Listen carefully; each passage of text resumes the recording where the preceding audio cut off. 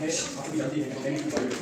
इससे पहले टॉपिक में लेक्चर में हमने समझा हुआ था या सबसे स्ट्रक्चर जो एनईपी स्ट्रक्चर पर पढ़ा था हमने। तो आज के इस टॉपिक में हम समझने जा रहे हैं विजन ऑफ एनईपी 2020 जो हमारा नेशनल एजुकेशन पॉलिसी है, ये न्यू एजुकेशन पॉलिसी है। असल में हम टीचर्स के लिए इसमें क्या कुछ कहा गया है और हमने किस तरह से जो ट्रेडिशनल वे ऑफ टीचिंग था उससे हमने किस तरह से छुटकारा हासिल करना है और हमने किस तरह से रेवोल्यूशन ले आना है इस टीचिंग लर्निंग प्रोसेस में, ठीक है ना। तो सबसे पहले ये जो एनईपी 2020 है ये बेस्ड है 3 पिलर्स पर, मींस की 3 टूल्स हैं, 3 ऑब्जेक्टिव्स हैं जिन पर एनईपी 2020 को रखा गया है और इसकी इंप्लीमेंटेशन 2023 तक होने मुमकिन बनाई गई है। इससे सबसे पहले हमारा पिलर है दैट इज एक्सेस। एक्सेस का मतलब क्या हुआ? इसका मतलब ये हुआ कि हमारा जो ये टीचिंग लर्निंग प्रोसेस का सिस्टम था इसमें सोसाइटी का एक तबका वो था जो इस टीचिंग लर्निंग से महरूम हो रहा था, क्योंकि बहुत तरह के रीजंस थे कि वो एजुकेशन को एक्सेस नहीं कर पा रही थी। तो यहाँ पर मैं आपको पहले बताऊं कि इससे पहले हमारे पास जो था नेशनल एजुकेशन पॉलिसी 1986 उसके अकॉर्डिंगली कॉन्स्टिट्यूशन ऑफ इंडिया में एक चेंज लाई गई थी जिसमें कहा गया था कि जो 86 कॉन्स्टिट्यूशनल अमेंडमेंट एक्ट ऑफ 2002 लाया गया था इसमें कहा गया था अर्ली चाइल्डहुड केयर जो हमारे आंगनवाड़ी सेंटर्स है कि जब 3 साल का बच्चा हो जाएगा पहले 3 साल या पहले 2 साल 3 साल के बाद पहले 2 साल कम से कम उसे आंगनवाड़ी सेंटर में गुजारने हैं। क्यों? वहां पर उसे जब तक वो 6 साल का हो जाएगा वहां पर उसे अर्ली एजुकेशन दी जाएगी और उस अर्ली एजुकेशन के हिस्से के जरिए उसका जो हाइजीन लेवल है वो भी मेंटेन किया जाएगा। मींस पहले आप यही समझोगे कि एक्सेस का मतलब ये हुआ कि ये जो एजुकेशन था सोसाइटी का एक वो तबका था जो रेस्ट्रिक्टेड था दिस एजुकेशन से। तो पहले पिलर में हमने यही याद रखना है कि एजुकेशन हर एक इंडिविजुअल तक पहुंचे, ये काम किया गया है न्यू एजुकेशन पॉलिसी 2020 में। दूसरा ये इक्विटी, इसका मतलब ये हुआ दूसरा मसला हमारी सोसाइटी का ये था कि जो हम कहेंगे कुछ बैरियर्स थे सोसाइटी में, कुछ बैरियर्स थे जिसके जरिए जो टीचिंग लर्निंग या कम्युनिकेशन थी वो सोसाइटी में या हमारे क्लास में जो सभी स्टूडेंट्स थे उन तक नहीं पहुंच पा रही थी। अब ये कहा गया कि बच्चा कम से कम जो हमारा प्राइमरी स्टेज होता है उसमें हमने बच्चे को उसकी ही लैंग्वेज में समझाना है। अब यहाँ पर क्वेश्चन अराइज होता है इंडिया की कोई नेशनल लैंग्वेज, सभी जानते हैं कि इंडिया की कोई नेशनल लैंग्वेज, इंडिया की ऑफिशियल लैंग्वेज है दैट इज हिंदी, उसके बाद हमारी associate official language that is English, और इसके बाद जो इसी तरह से 8th शेड्यूल ने 22 लैंग्वेजेस को रिकॉग्नाइज किया। इसका मतलब हुआ कि 22 लैंग्वेजेस जो इंडिया की हैं ये मेजर लैंग्वेजेस हैं और ये जब भी हम कॉम्पिटिटिव एग्जाम्स के लिए फॉर्म भरते हैं वहां पर एक ड्रॉप आउट लिस्ट निकलता है। इन 22 लैंग्वेजेस में हमने कोई ना कोई लैंग्वेज सिलेक्ट करनी होती है। तो लेकिन यहां पर कहा गया है कि ये जो एनईपी 2020 है इसमें इस इक्विटी में ये कहा गया कि जितने भी हमारी लैंग्वेजेस हैं लगभग 1750 इंडिया में लैंग्वेजेस हैं, मेजर लैंग्वेजेस हैं, उन सभी लैंग्वेजेस में हमने कोशिश करनी है कि बच्चे तक एजुकेशन पहुंचे। मकसद ये है कि हर एक बच्चे तक जो इंफॉर्मेशन हम पहुंचाना चाहते हैं वो इस तक पहुंचनी चाहिए, चाहे हम बच्चे की ही लैंग्वेज को इस्तेमाल क्यों न करना पड़े। तो ये इक्विटी का मकसद है कि हमने हर एक सोसाइटी के हर एक सेक्शन को respect of caste, creed, colour. तीसरा जो हमारा पिलर है इसमें हमने समझना है कि सोसाइटी का एक वो भी सेक्शन था जो इस एजुकेशन को एफोर्ड नहीं कर पाता था, उन तक एजुकेशन पहुंचे, तो उसके लिए भी कदम उठाई गई है। अकाउंटेबिलिटी, ये भी हमारा जो 4th पिलर है। अकाउंटेबिलिटी में क्या है कि स्टूडेंट, टीचर और इंस्टीट्यूशन, ये 3 पार्टीज हैं, स्टूडेंट, टीचर और सिस्टम्स, इन तीनों की अकाउंटेबिलिटी होनी चाहिए कि जो एनईपी में कहा गया है क्या सभी यूनिफॉर्मली कोऑपरेट कर रहे हैं और जो टारगेट्स रखे गए हैं एनईपी में क्या उनको हम अचीव कर पा रहे हैं या नहीं कर पा रहे हैं, ये हमारा टारगेट है एनईपी 2020 का। तो उसके बाद अब रोल, टीचर्स का क्या रोल बनेगा, टीचर्स को क्या करना है, टीचर किस तरह से अवेयर होंगे कि हमने किस तरह से एनईपी 2020 को फॉलो करना है और हमने किस तरह से इस एजुकेशन सिस्टम को या टीचिंग लर्निंग सिस्टम को ट्रांसफॉर्म करना है। ट्रेडिशनल सिस्टम जो हमारे पास था उसको छोड़ना है, वो नया सिस्टम हमने इख्तियार करना है। पहला कि जब हमारा बच्चा एडमिट होता है स्कूल में हमने उसे पढ़ाना है प्ले वे मेथड के जरिए। प्ले वे मेथड क्या होता है कि हमने बच्चे को खेल खेल में पढ़ाना है, कला में पढ़ाना है, उसके सपोर्ट के जरिए पढ़ाना है, वट एवर वे उसके ब्रेन उसके नर्वस को हमें एक्चुअली टारगेट करना है। जब उसे हम टारगेट करेंगे वो एक्टिवेट हो जाएगा। जब वो एक्टिवेट हो जाएगा इसका मतलब ये है कि वो रेस्पॉन्ड करता है और उसके जो रेस्पॉन्स है ये पॉजिटिविटी दिखाता है। इसका मतलब है जो हमने प्ले वे मेथड इख्तियार करना है ये हमने अर्ली चाइल्डहुड में याद रखना है, जिसमें हमने एनी हाउ हमारी अटमोस्ट फोकस यही होना चाहिए कि बच्चा जो है ये प्राइमरी स्टेज में ही एक्टिवेट होना चाहिए और सभी जो हमारे क्लास में बच्चे होते हैं उनको हमने यूनिफॉर्मली एक्टिवेट करना है। हमने किसी एक तबके को ज्यादा प्रेफरेंस नहीं देनी है, बल्कि कोशिश करनी है कि हर एक बच्चा हमारी हर तरह की एक्टिविटी में पार्टिसिपेट कर रहा है। और यहां पर एक रिसर्च में आपके साथ शेयर करता हूं, ये कहा गया है कि जो 85% जो हमारी चाइल्ड पॉपुलेशन है ये जब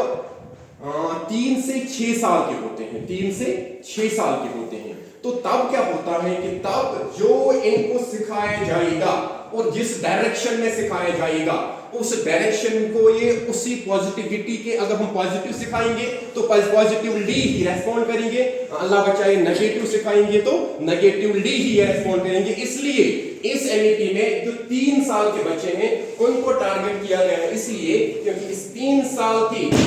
पीरियड के बाद बच्चा जो है उसका जो ब्रेन है वो बढ़ना स्टार्ट हो जाता है और उसका ब्रेन उसी हिसाब से सिस्टम को एकोमोडेट करेगा, चीजों के साथ रिएक्ट करेगा जिस हिसाब से जिस डायरेक्शन में उसे हम देंगे। फॉर एग्जांपल अगर हम बच्चे को चाइल्डहुड से ही रूट लर्निंग सिखाते हैं फॉर एग्जांपल, तो वो इसी पर डिपेंड रहता है, मींस वो हैंडीकैप बनता है। वो क्या बनता है, क्योंकि बाय रूट लर्निंग मेरा खुद का ये ओपिनियन है कि हम बच्चे को एक हम कहेंगे कि अपाहिज बनाते हैं, क्योंकि उसके जहन में सिर्फ ये आता है कि मैंने ये लाइन याद की, उसे पता नहीं होता है कि इसका माना क्या है, what is the meaning of this very definition और what is the meaning of this very sentence, उस तक ये इंफॉर्मेशन पहुंचती नहीं है। इवन हमारे बच्चे एग्जाम्स में सही ग्रेड्स भी लाते हैं लेकिन तब भी उन्हें पता नहीं होता कि हमने लिखा क्या वहां पर। तो इस पर ज्यादा से ज्यादा टारगेट किया गया है कि जो भी बच्चा है 3 से लेकर 6 साल तक उसको हमने प्ले वे मेथड के जरिए ही पढ़ाना है, एक्टिविटीज में इन्वॉल्व करना है, कोशिश करनी है कि हर एक बच्चा हमारा जो है वो हमारी एक्टिविटीज में सही तरह से पार्टिसिपेट करे। और यहां पर यही कहा है टीचर्स को शिफ्ट करना है कंपिटेंसी बेस्ड लर्निंग पर और अवॉइड करनी है rote based learning. Means competency का मतलब ये हुआ फॉर एग्जांपल कि हम कहते हैं कि हमारे बच्चों में हमने डेवलप करने स्किल्स, हमने क्रिएटिविटी उनको दिखानी है। फॉर एग्जांपल जब हम यहां पर बच्चे को बोर्ड पर लिखाते हैं वो एज इट इसका कॉपी करता है, एज इट उसको कॉपी बना हमारे पास नोटबुक ले आता है, सजा के होती है, लेकिन अफसोस जिस तरह से हमारे पास नोटबुक्स होती है ना इस तरह से बच्चे के पास हमारे लिए कंसेप्ट्स नहीं होते हैं। तो इसको रूट आउट करने के लिए इस पर ये फोकस लगाया गया है कि बच्चे को हमने स्किल्स डेवलप करने हैं, बच्चे में हमने क्रिटिकल थिंकिंग डेवलप करनी है। बच्चे को हम पढ़ा फॉर एग्जांपल हमारे पास है 1857 में रिवोल्ट हुआ था, मींस ये अनसक्सेसफुल अटेम्प्ट था इंडिया के रेवोल्यूशनरीज का, लेकिन क्वेश्चन बुक में नहीं डाला। आज के बाद क्वेश्चन टेक्सचुअल नहीं आएंगे, क्वेश्चन बच्चे के दिमाग के रिलेटेड लाए जाएंगे। फॉर एग्जांपल ये क्वेश्चन आ सकता है कि अगर इंडिया 1857 में ही आजाद हो जाता तो बताइए इंडिया किस लेवल पर पहुंचता आज, या बताइए कौन कौन सी सिचुएशन इंडिया ने विटनेस की होती। तो ये बच्चे ने बुक पे भी नहीं पढ़ा, टीचर ने भी फिलहाल के लिए हम भी नहीं पढ़ाते हैं ये। तो इस हिसाब से बच्चे को अंदर से एक्टिवेट करने की कोशिश की जाएगी, बच्चा खुद से बोले, बच्चा हम कहेंगे बच्चे को हमने एक्सपोज करना है। तो फिलहाल के लिए कंपिटेंसी लर्निंग पर हमने ध्यान देनी है और ये जो रूट लर्निंग है इसको हमने अवॉइड करना है, इसको हमने डिस्करेज करना है। फॉर एग्जांपल हम यहाँ पर सीखेंगे, एक बार एक और एग्जांपल मैं आपको सिखाऊंगा कि हम देखेंगे कि बच्चे में हमने किस तरह से कंपिटेंसी लेवल हमने डेवलप करनी है। जब हम बच्चे से कहते हैं कि हमने आपका कोई एक कंटेंट है वो हमने आपको एक लिंक शेयर की, हमने आपको एक लिंक शेयर की, इसका मतलब ये हुआ यहाँ पर कोई बच्चा वो होता है जो इस लिंक को एक्सेस कर पाता है और कंटेंट तक पहुंच पाता है, कंटेंट को एक्सेस कर पाता है और इस नॉलेज को भी एक्सेस कर पाता है। वो भी हमारे पास बच्चे हैं। कोई बच्चा दूसरे दिन आता है एक्सक्यूज लेके, सर मुझे ये लिंक ओपन ही नहीं हुई, सर मुझे आया ही नहीं। इसका मतलब यही है कि जिस बच्चे ने इस लिंक को फॉलो किया, एक्सेस उसको मिली, कंटेंट हासिल किया, इसका मतलब यही है कि ये बच्चा जो है इसमें जो कॉम्पिटेंसी लेवल है, जो क्रिएटिविटी लेवल है, जो स्किल डेवलपमेंट है वो इंक्रीज होती जा रही है। और दूसरा हमारा बच्चा वो है जो इसको एक्सेस नहीं कर पाता, तो हमारा फोकस उस पर ही रखना है हमने, तो उसको हमने कोशिश करनी है कि वो भी उसी लेवल पर आए जिस लेवल के हमारे बाकी बच्चे हैं। तो यहां पर दूसरा है कि हमने बच्चे को कुछ, हाँ और एक बात, असेसमेंट सिस्टम जो अब तक हुआ करता था ये चेंज हो जाएगा। असेसमेंट एनईपी का फोकस यही है कि जो हमारे बच्चे हैं इन पर एग्जाम का सिट्रस है, इस एग्जाम सिट्रस को ईज करने के लिए एनईपी में काम किया गया है। वो ये है कि जो फिलहाल के लिए आज के इस 2023 के इस सेशन में ही हम बात करेंगे, तो कोई भी इंटरनल एग्जाम होगा ही नहीं। मींस हमने टर्म एग्जाम भी नहीं लेना है, हमने सिर्फ क्लास बेस्ड टेस्ट लेने हैं। मींस वो क्लास बेस्ड टेस्ट जो within 40 minutes of a class ही खत्म हो जाएंगे। इसका मतलब है कि हमने बच्चे का जो एग्जाम सिट्रस था इसको क्या करना है, इज क्यों,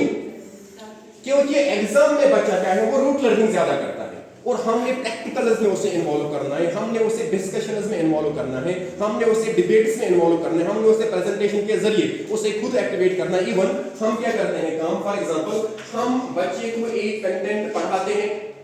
और पढ़ाने के बाद भी हम सभी टीचर्स, मैं खुद भी यही करता हूं, उसके बाद उसके क्वेश्चंस भी करवाते हैं। लेकिन मुझे ये लगता है कि जब हमने बच्चे को एक कंटेंट पढ़ाया उसके बाद अगर हमने सही तरह से पढ़ाया होगा और अगर हमारे पास सिस्टम भी फेवर करता होगा, जिस सिस्टम को हम फॉलो कर रहे हैं, अगर हमें सिस्टम भी फॉलो करता, हमने इस बच्चे को छोड़ना है ऑन देयर ओन कि ये खुद इस क्वेश्चन का रिस्पॉन्ड कर पाए, तब पता चलेगा कि बच्चे के पास क्या है। इसके बरअक्स हम करते क्या है, हम इसको एक तो पढ़ाते भी हैं, क्वेश्चन का जो आंसर चाहिए था बच्चे को, बच्चे के पास होना चाहिए था, वो भी लिखवाते हैं, नोटबुक्स चेक वगैरह करते हैं, नोटबुक्स होती है, हम इन बेसिस पर बच्चे को सर्व डिक्लेयर करते हैं कि ये बच्चा काबिल है। लेकिन इसके बरअक्स हमने बच्चे को इसके खुद के